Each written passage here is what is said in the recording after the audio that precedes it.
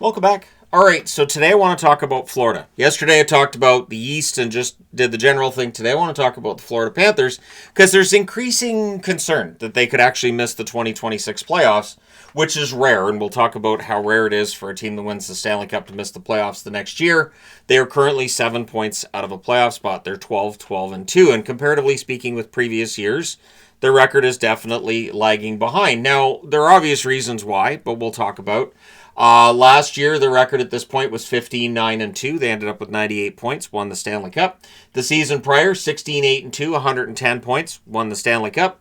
The season prior, comparable to this one, 12-10-4 record for them that year. They ended up with 92 points, just squeaked their way into the playoffs, and then went all the way to the Stanley Cup final.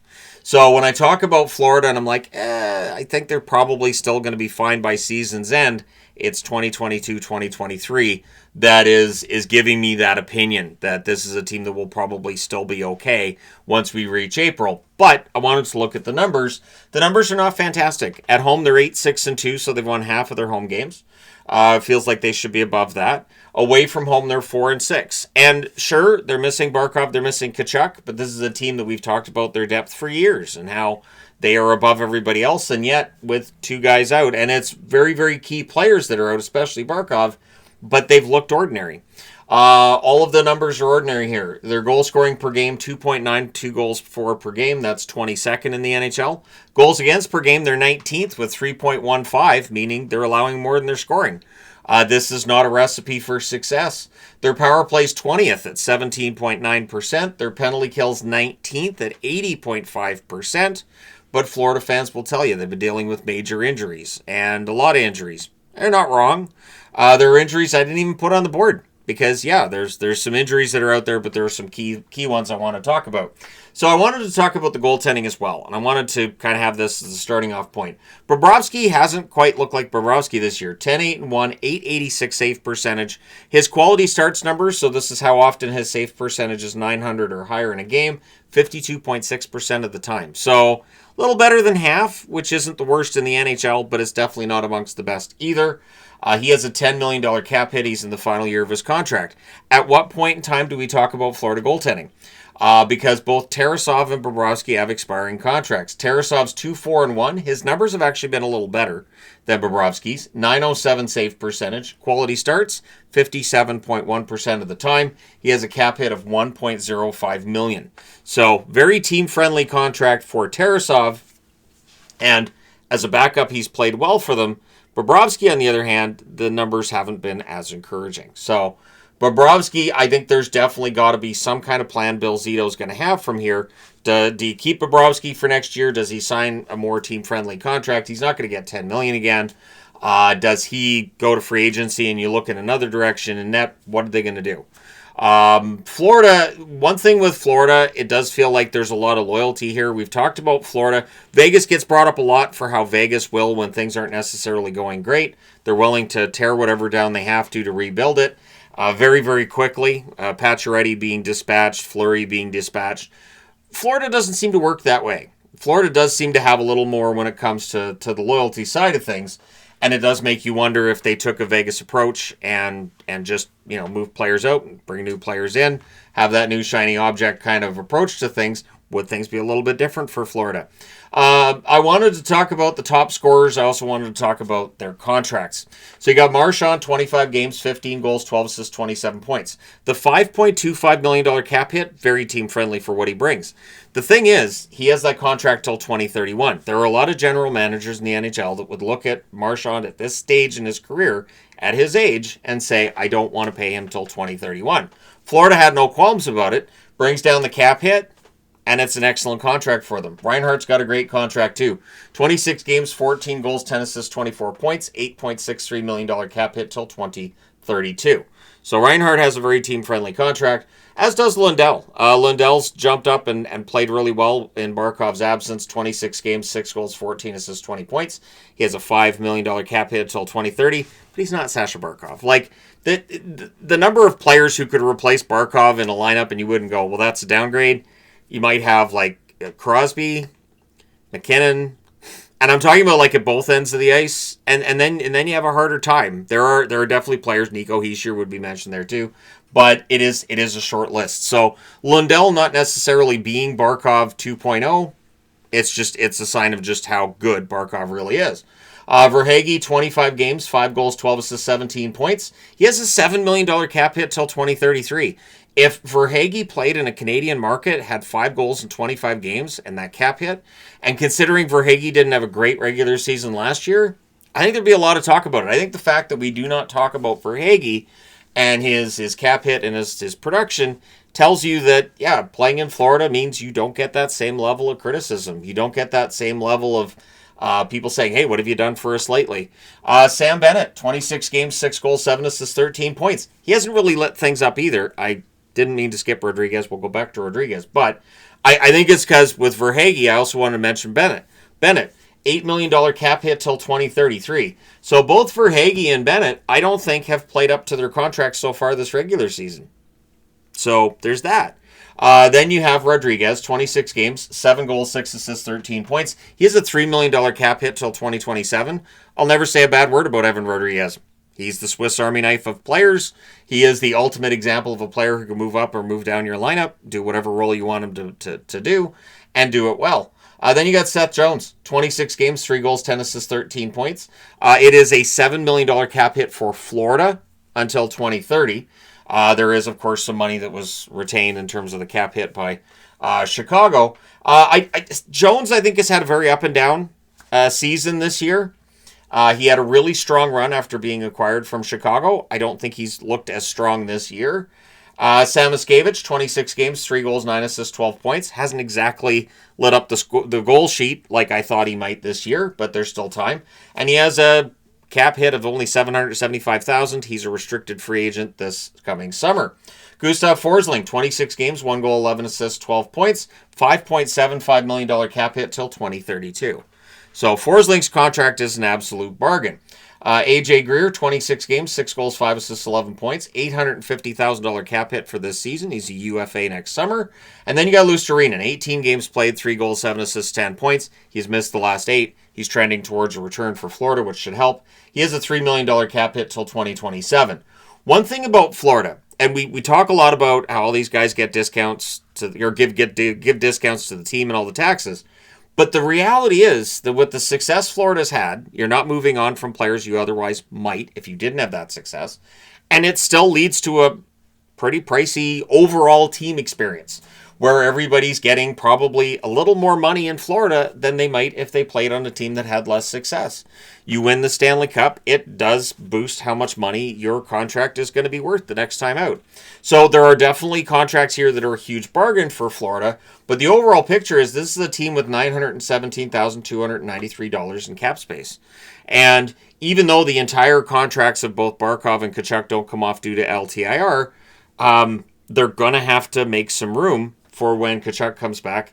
And because there is now a salary cap in the playoffs, they're going to have to make room for Barkov as well. Should he come back for the playoffs? Should they be in the playoffs? So this is a situation where Bill Zito's going to have to get creative. I've talked for years about how I think he's the best GM in the National Hockey League. And this might be his greatest challenge, is trying to get Florida back to being a contender without having that cap space. And I don't know now if just getting Tkachuk back is going to be enough for Florida to suddenly turn it on. I wouldn't be surprised if they did. Wouldn't be surprised if Tkachuk comes back and they go on an 8-game winning streak and all of a sudden they're right back above the playoff line. They're in the hunt for the number 1 spot in the Atlantic. And all of this is forgotten. All of these struggles are forgotten. And all of a sudden everybody's contract is a huge bargain again. Now, the 7 to 9 month recovery for Barkov is something to keep an eye on. That would put him, because he got injured in September, that would put it into April or June. So between April and June, this may be one of those situations where Barkov, we hear, is skating a couple of weeks before the playoffs, and maybe, say, the first round, he's still not quite ready to come back. Maybe he ends up being ready for the second round, that kind of thing. But for Florida, they have to get that far. And that's where things get a little bit tough. Because, again, Tkachuk's coming back. Luostarinen's going to come back into the lineup. They're going to get Nosek back as well at some point in time. But while all of these help, is it going to be enough for them to suddenly become better and to become a playoff team yet again? I wouldn't bet against it. And I say that because it is rare for a team to miss the playoffs after they win the Stanley Cup. So I'm going to skip this column for now and come back to it. The Devils won the Stanley Cup in 1995. They missed the Stanley Cup in 1996 altogether. They missed the playoffs in 1996. The 1995 run was a fantastic run for New Jersey. The 1995-96 season was bizarre. It was weird to watch this team that had won the Stanley Cup suddenly not able to get over that hump. They weren't able to make the playoffs, and they were a rarity. I think they were the first since 1970 to have that happen. Then the Hurricanes. They made the Stanley Cup final and won the Stanley Cup in 2006, and then they missed the playoffs in 2007. It was far less surprising with the Hurricanes because the Hurricanes in 2006 weren't really seen as favorites to win the Stanley Cup. They were in what was considered to be a weak division, and so there was lowered expectations there. So when they struggled the following season, it wasn't really a huge surprise. The LA Kings won the Cup in 2014. They then missed the playoffs in 2015. The interesting thing with the Stanley Cup and the LA Kings, both in 2012 and 2014, not necessarily great regular season teams either season, but they turned it on at the right time and they won the Stanley Cup. So that miss in 2015 was once again not something that was entirely that surprising. And much like with Florida here, when you've won multiple Stanley Cups over a short period of time, makes it a lot easier to take your team missing the playoffs that following season. So those are the three since, like I said, 1970s all the way back. I think it was Montreal in 1970. And then the Toronto Maple Leafs, of course, winning their last Stanley Cup. They missed the playoffs the following season themselves. So the upcoming schedule for Florida is not, it's not that daunting in terms of back-to-backs, but some of the opponents here. So tomorrow they're at home against Columbus. Winnable game, yes. No offense to Columbus, but that is a winnable game for Florida, sure. Then they're at home the next day against the Islanders. The Islanders are playing really well. I know the win-loss record doesn't necessarily show how well the Islanders are playing, but the Islanders are playing pretty well. Then they go on the road for 4. And this is not an easy road trip for Florida. First off, on Wednesday, they're in Utah. Utah has had struggles recently. So that winnable? Sure, I will grant them that. But then the next night, they're in Denver against Colorado. So that's not easy.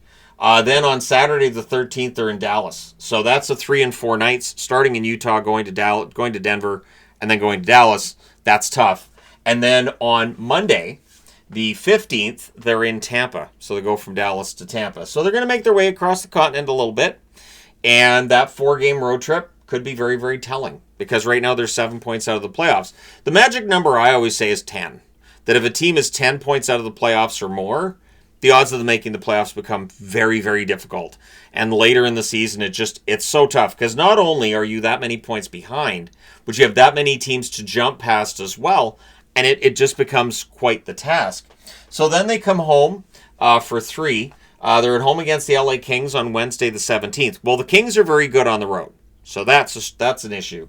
Then they're at home against Carolina on Friday the 19th. I don't think there'll be any love lost between the two teams there. Then on Saturday, they're at home against St. Louis. So back-to-backs against the Hurricanes and the Blues. And then on the following Tuesday the 23rd, the last day before the Christmas break, they're in Carolina. So that's 1, 2, 3, 4, 5, 6. I would say 6 of the last 7 games before the Christmas break are very difficult. And one of the 3 before that, I mean, the Islanders aren't going to be an easy one either. So we're going to have a much better picture, I think, of what the status is for the Florida Panthers once we get to the Christmas break. By then, I would think Tkachuk ends up being back. The interesting thing is, in putting this board together and getting this video going, there's been so little information about Tkachuk other than he's skating on his own. And it doesn't tell us how long he's going to be out. We could see him back at practice in a non-contact jersey within a week, or maybe we don't. And the longer it takes before we see Tkachuk back on the ice with the rest of his teammates and ramping up his workouts, I mean, he is supposed to be back this month, but there's no timeline of when. Maybe it's not until after Christmas break. And if they have to play all these games with how things have been going lately, without Matthew Tkachuk and without, say, Nosek or any of the other players that are on the injured list, and obviously Barkov won't be playing during that time, it does make it so every game it becomes more and more difficult for them to jump back into a playoff spot. So I guess the question that I have for people watching this is a simple one. Are you of the mind that Florida absolutely misses the playoffs in 2026, and then we'll see what they do in the offseason? Because you got all these guys signed to long-term contracts. I think you kind of have to just run it back the following season.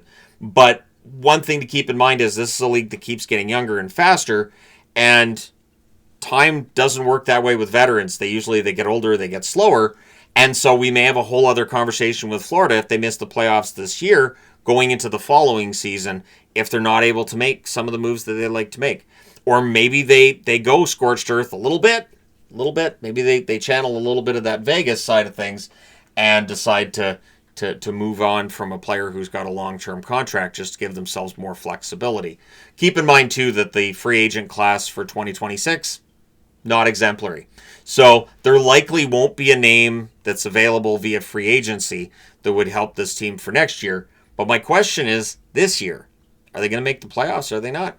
Do you have any concern that the three-peat is dead? I still think this team rallies. I'd be very surprised if they don't. But I do acknowledge we're 26 games into the NHL's regular season.